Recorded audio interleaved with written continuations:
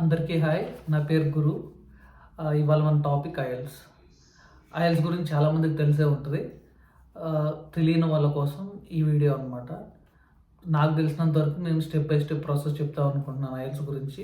It might help some. ఈ IELTS exam దేనికోసం, ఎందుకు అంటే, ఇప్పుడు మీరు కెనడాకి స్టూడెంట్కి వచ్చిన తర్వాత కాలేజీలో లెక్చర్స్ చెప్పే సబ్జెక్ట్ మీకు అర్థమవుతుందా లేదా, వర్క్ ప్లేస్లో మీ కో ఎంప్లాయీస్తో కానీ కోవర్కర్స్తో కానీ వాళ్ళు మాట్లాడేది మీరు మాట్లాడేది వాళ్ళకి అర్థమవుతుందా లేక, మీకు ఎంత ఇంగ్లీష్ లాంగ్వేజ్ వచ్చు, మీ ప్రొఫెషన్సీ ఏంటి, అసలు మీ దగ్గర సబ్జెక్ట్ ఉందా లేదా, ఆ సిచ్యువేషన్కి తగ్గట్టు మీరు మాట్లాడగలుగుతున్నారా లేదా, ఇవన్నీ తెలుసుకోవడానికి ఈ ఎగ్జామ్. ఐఎల్స్లో 4 మాడ్యూల్స్ ఉంటాయి: లిజనింగ్, రీడింగ్, రైటింగ్, స్పీకింగ్ అని. సో అవి అన్నీ 9 బ్యాండ్స్ ఉంటాయి అన్నమాట. ఈచ్ బ్యాండ్లో మనకి ఎంత స్కోర్ వచ్చింది. సో ఫర్ ఎగ్జాంపుల్ కాలేజ్ కనుక అప్లై చేస్తే మీరు మినిమం అన్నిట్లో 6 ఓవరాల్ యావరేజ్ 6.5 ఉండాలి. అదే యూనివర్సిటీకి అయితే 6.5, అన్ని బ్యాండ్లో 6.5 ఉండి అన్ని మాడ్యూల్లో ఓవరాల్ 7, కొన్ని యూనివర్సిటీ 7.5 కూడా అడుగుతుంది అనమాట. Depends upon the university and college. IELTS 2 ఫార్మాట్స్లో ఉంటాయి అనమాట: అకాడమిక్, జనరల్ ట్రైనింగ్. అకాడమిక్ అంటే students who are planning to apply for higher studies, university లెవెల్స్లో అప్లై చేయడానికి కానీ, అయితే ప్రొఫెషనల్ రిజిస్ట్రేషన్ లైక్ డాక్టర్స్ కానీ, టీచర్ ట్రైనింగ్ ప్రోగ్రామ్స్ కానీ, ఇంజనీర్స్ కానీ, హైయర్ స్టడీస్కి అప్లై చేయాలనుకుంటున్న వాళ్ళు అకాడమిక్ ఎగ్జామ్ రాస్తారనమాట. అదే జనరల్ ట్రైనింగ్ వచ్చేప్పటికి మోస్ట్లీ వర్క్ వీసాకి రాస్తారు. లైక్ ఏదైనా కంట్రీకి వెళ్ళి మనం వర్క్ చేసుకోవాలంటే దానికోసం జనరల్ రాస్తారు. ఆర్ ఏదన్నా డిగ్రీ లెవెల్లో అంటే లైక్ కాలేజ్, స్కూల్లో అప్లై చదవాలనుకుని వద్దామనుకున్న వాళ్ళు కూడా జనరల్ ట్రైనింగ్ ఎగ్జామ్ రాస్తారనమాట.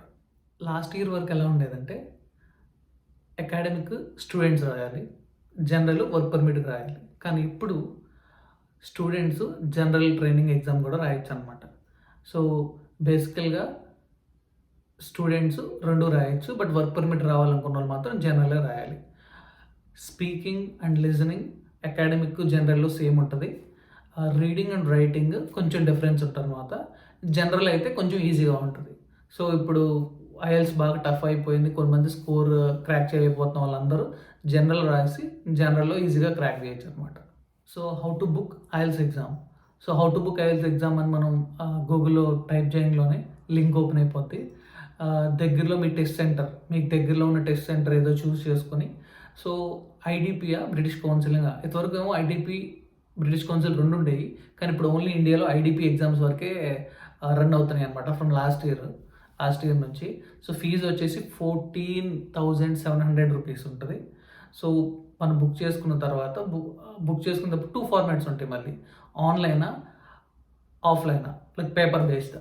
సో ఆన్లైన్లో బుక్ చేసుకోవచ్చు. పేపర్లో అంటే అప్లికేషన్ డౌన్లోడ్ చేసుకొని, ఆ డౌన్లోడ్ చేసుకున్న అప్లికేషన్ మనం ఫిల్ చేసేసి బ్యాంక్లో మనం పే చేసి, అది మళ్ళీ మనం వెళ్ళి ఐడిపి సెంటర్లో డ్రాప్ చేయాలన్నమాట. సో అది కొంచెం పెద్ద ప్రాసెస్.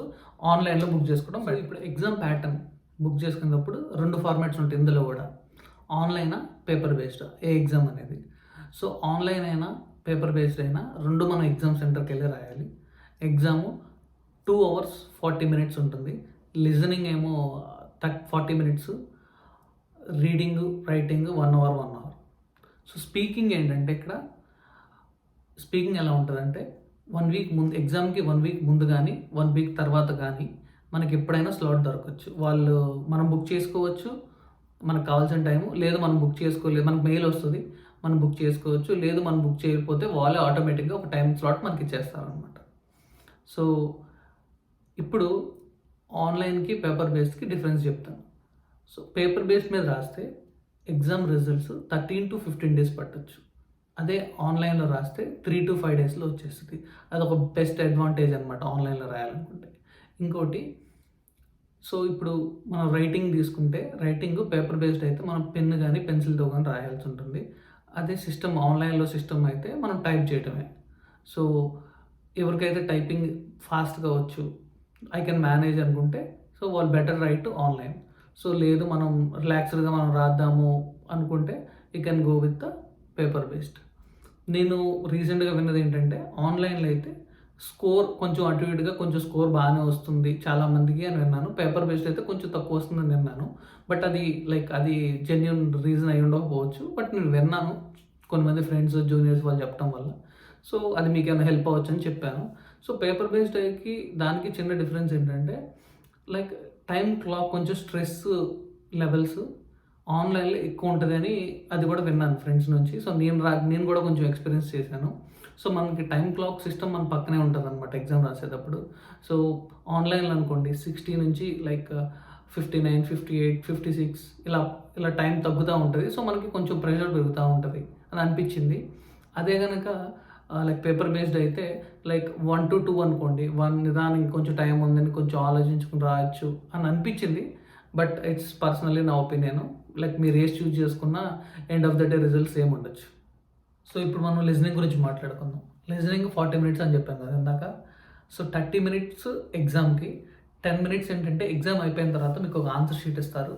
సో మీరు రాసిన ఆన్సర్స్ అవన్నీ అందులోకి ట్రాన్స్ఫర్ చేసుకోవటానికి మీకు ఒక పెన్సిల్, క్వశ్చన్ పేపర్ ఇచ్చిన తర్వాత మీకు కన్వర్జేషన్ హెడ్ఫోన్స్ ఇస్తారు. హెడ్ఫోన్స్లో కన్వర్జేషన్ జరుగుతూ ఉంటుంది. సో మీరు ఏమైనా ఆన్సర్స్ మీకు తెలిసినవి ఉంటే మీరు అక్కడ రాసేసుకుని క్వశ్చన్ పేపర్ మీద రాసేసుకోవచ్చు.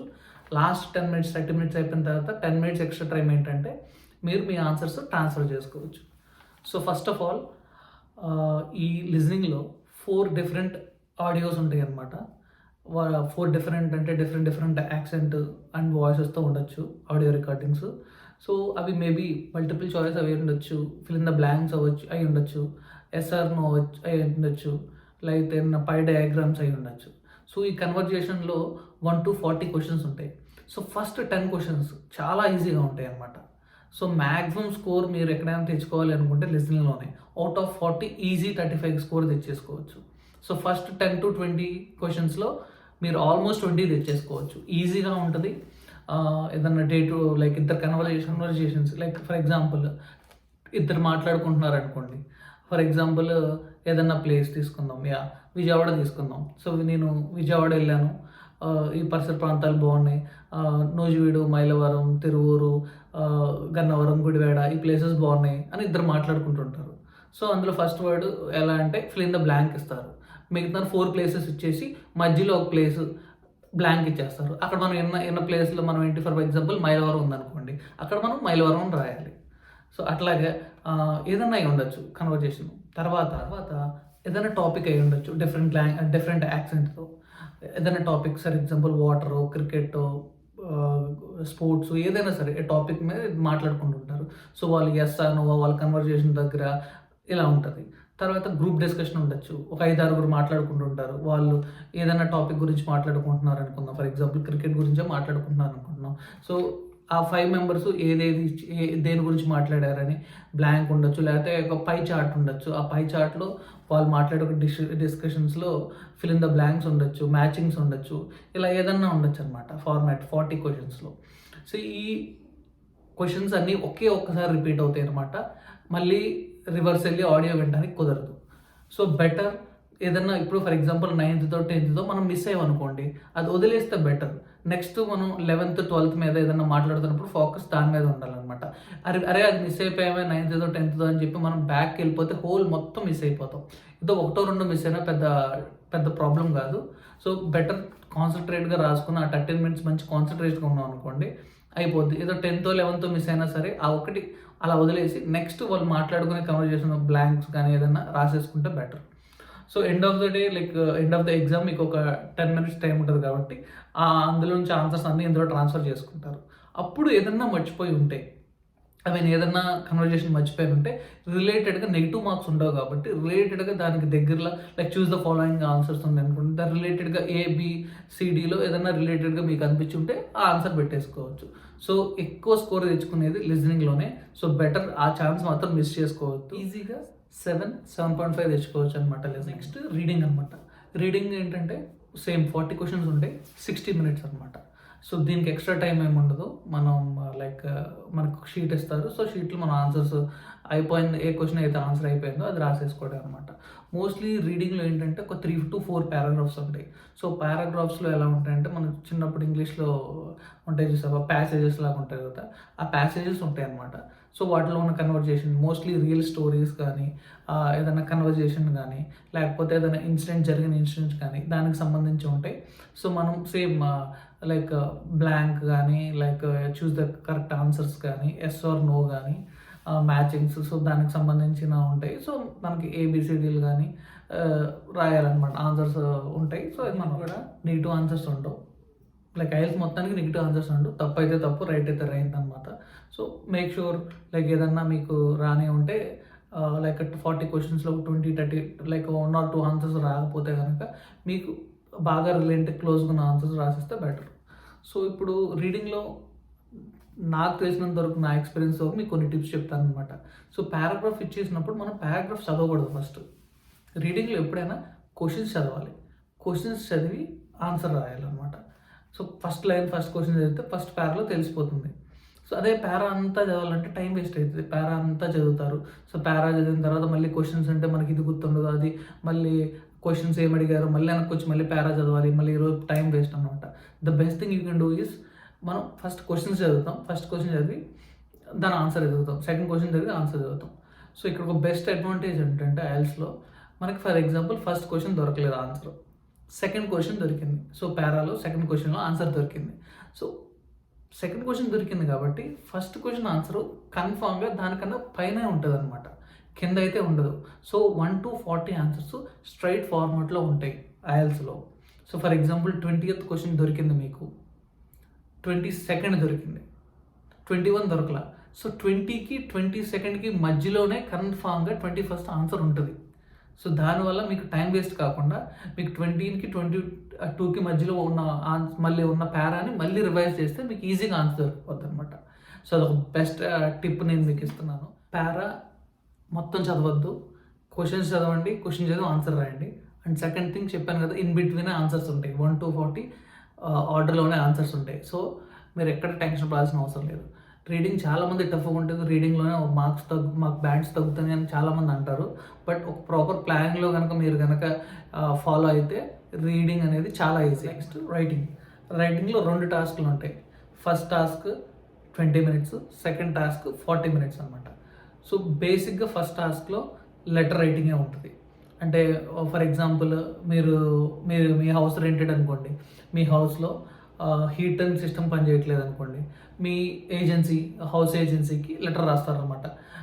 నేను పలానా ఈ అపార్ట్మెంట్లో ఉంటానని మీ ఏజెన్సీలో నా హౌస్కి హీట్ రావట్లేదని. లేకపోతే ఏదైనా రెస్టారెంట్ అనుకోండి, ఏదైనా రెస్టారెంట్లో మీరు వాలెట్ మర్చిపోయారు, సో ఆ మేనేజర్కి నేను వాలెట్ మర్చిపోయానని చెప్పి లెటర్ రాస్తారు. సో అదొక 20 minutes, 150 words రాయాలి. 150 words కన్నా తగ్గకుండా రాయాలి కన్ఫామ్గా. 150 కన్నా ఎక్కువ ఎన్ని రాసినా పర్లేదు, కానీ తక్కువ రాస్తే కనుక వాడు ఇచ్చే మార్క్స్లో బ్యాండ్స్లో మాత్రం తగ్గిస్తారు, అది ఫర్ షూర్. సెకండ్ టాస్క్ ఏంటంటే ఏదో ఒక టాపిక్ ఇస్తారు, ఎన్విరాన్మెంట్ గురించి కానీ, స్పోర్ట్స్ గురించి కానీ, జీడిపి గురించి కానీ, ఏదైనా అయి ఉండొచ్చు, పొల్యూషన్ గురించి కానీ అయి ఉండొచ్చు. దాని మీద 250 words కన్నా తక్కువ లేకుండా మనం రాయాలి కన్వర్జేషన్ అనేది. సో అది చిన్నప్పుడు మనం రాసే ఎస్ఏలు ఉంటాయి చూసారు, ఐడియా ఉంటుంది చాలామందికి, అలాగే ఉంటుంది. సో ఎంత మీరు మిస్టేక్స్ లేకుండా, గ్రామటికల్ మిస్టేక్స్ లేకుండా, స్పెల్లింగ్ మిస్టేక్స్ లేకుండా ఎంత నీట్గా రాస్తే అంత బెటర్ అనమాట.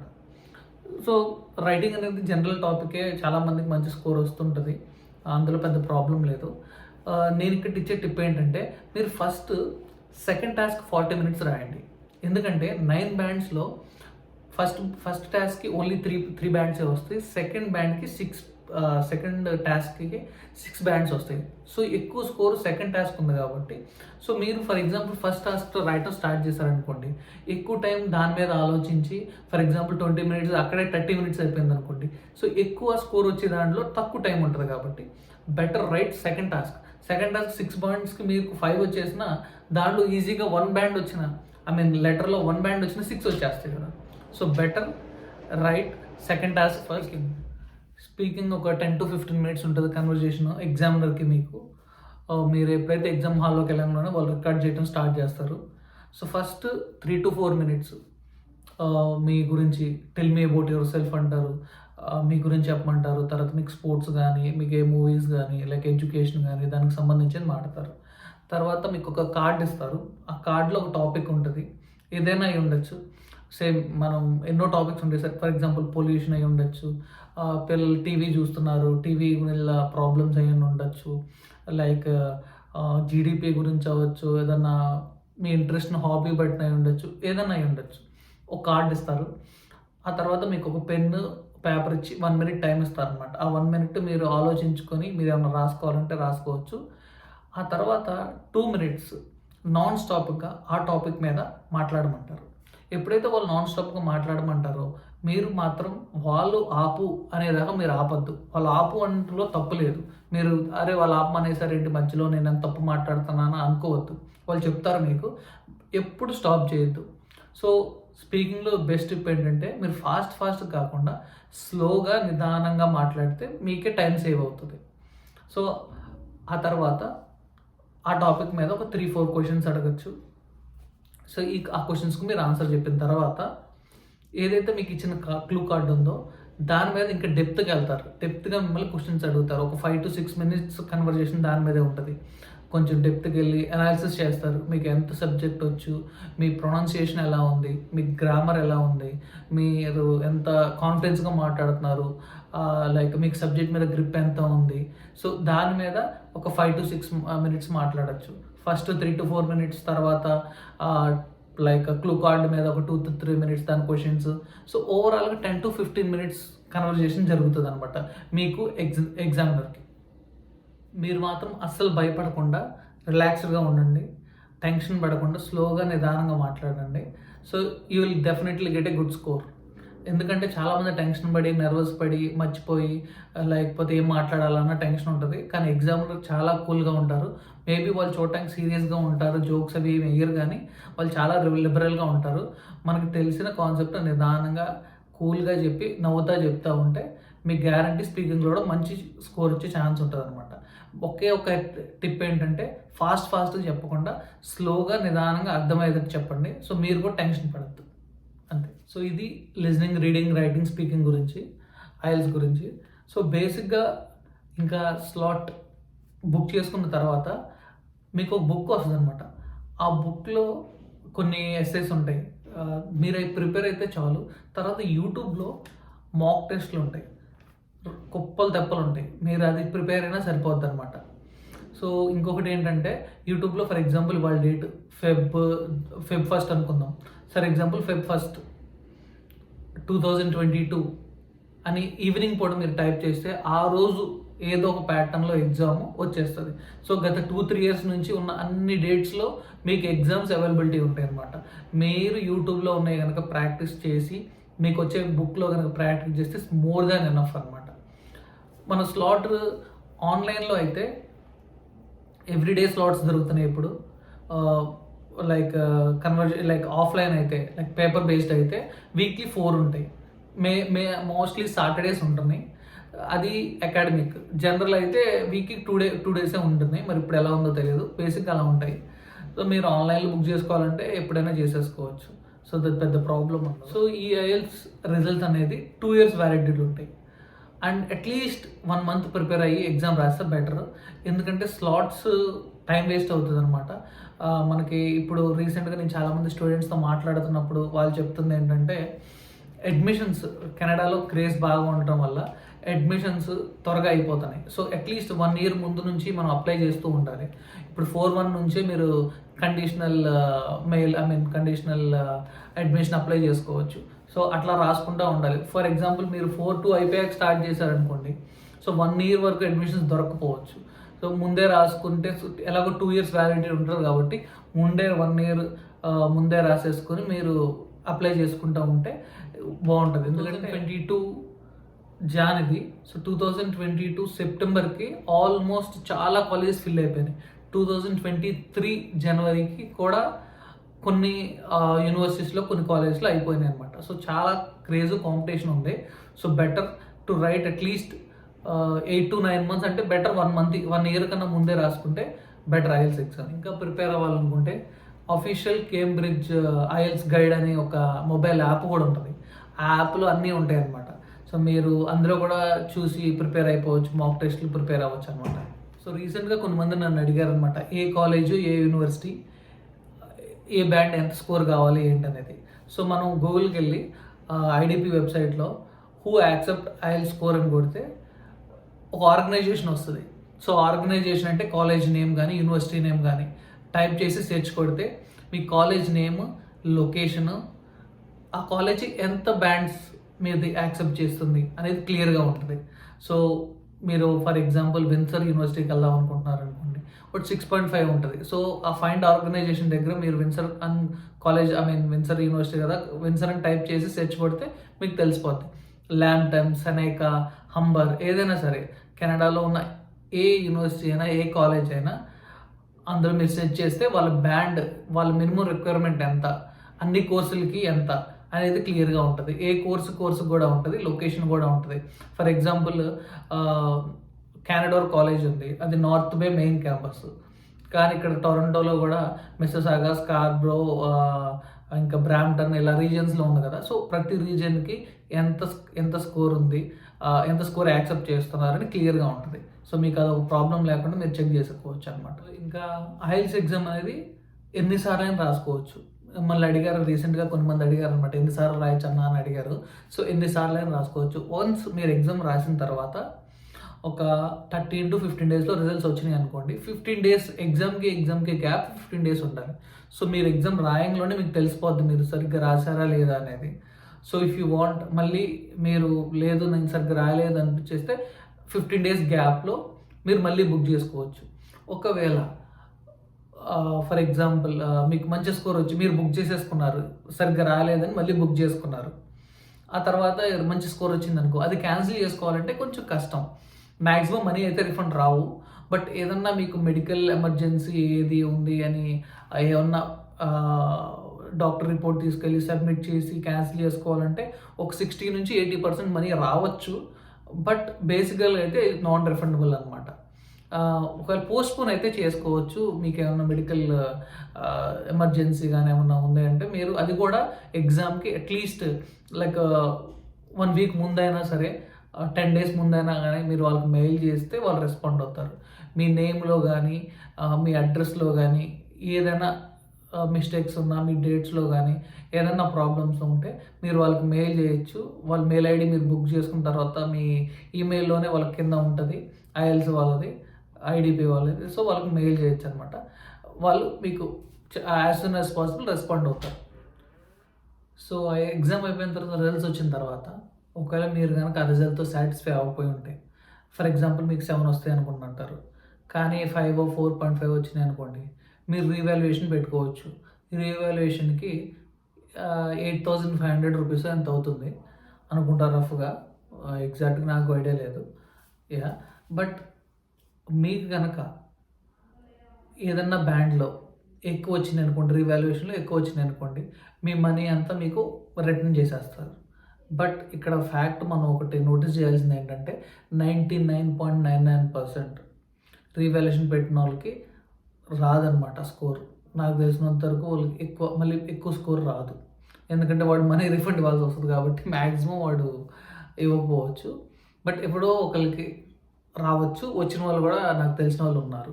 సో వాళ్ళకి మళ్ళీ రిఫండ్ వస్తుంది. లేదు ఒకవేళ మీకు ఎంత స్కోర్ అయితే ఉందో అంతకన్నా తక్కువ వేయటానికి అయితే రైట్ లేదు వాళ్ళకి. పెరిగితే మాత్రమే మీకు యాడ్ చేస్తారు. ఒకవేళ తగ్గినా మాత్రం మీకు వచ్చిన స్కోరే సేమ్ మీకు మెయిల్ వస్తుంది అనమాట, మేము రీవాల్యుయేషన్ చేసాము మీకు సేమ్ స్కోర్ వచ్చిందని. లేదు ఒకవేళ మంచి స్కోర్ పెరిగిందనుకో, ఏదైనా బ్యాండ్స్ పెరిగిందనుకో, సారీ వీ అపాలజైజ్ అని చెప్పేసి మెయిల్ చేసి మీకు రిఫండ్ మీరు 8,500 మీకు రిటర్న్ ఇచ్చేసి కొత్త ఐఎల్స్ కార్డు మీకు ఇంటికి వచ్చేది అనమాట. రిజల్ట్స్ వచ్చిన తర్వాత మీకు ఐ థింక్ 1 month టైం ఉంటుంది అనుకుంటా మీరు అపీల్ చేసుకోవటానికి. సో 1 month తర్వాత అపీల్ చేసుకోవడానికి కుదరదు అనుకుంటా. ఒకసారి మీరు మీకు ఐఎల్స్ బుక్ చేసిన తర్వాత మీకు మెయిల్ వస్తుంది కదా, ఆ మెయిల్స్లో ఎవ్రీథింగ్ డీటెయిల్గా ఉంటుంది. మీరు అది ఒకసారి కూడా చెక్ చేసుకోవచ్చు కావాలని. సో ఇది ఐఎల్స్ గురించి. సో నాకు తెలిసినంత వరకు నేను చెప్పాను. ఇంకా మీకు ఏమైనా డౌట్స్ ఉంటే కామెంట్ చేయండి. I will be more happy to help you all. And thank you. నాకు చాలా మంచి రెస్పాన్స్ వస్తుంది. సో, అందరి దగ్గర నుంచి అందరికీ థ్యాంక్ యూ.